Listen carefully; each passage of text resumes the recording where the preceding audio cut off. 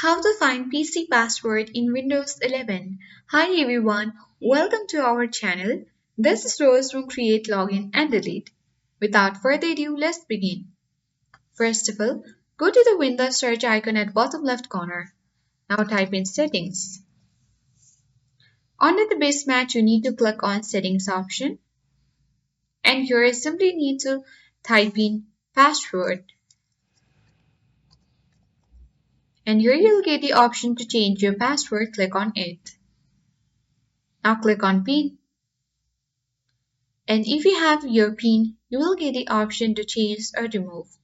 Or else you can easily click on password as well.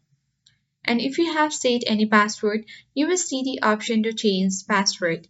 You simply need to click on change and you will be required to enter your current password. Now to check your password, you simply need to head towards the control panel. So let's type in control panel with the help of the search icon at bottom left.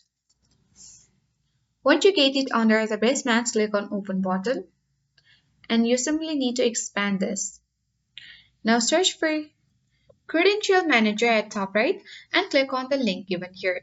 You can easily select the Windows credentials and look for the PC's passwords on Windows 11.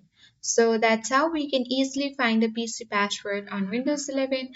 I hope this guide was helpful. If it was, then do like, share, comment, and don't forget to subscribe.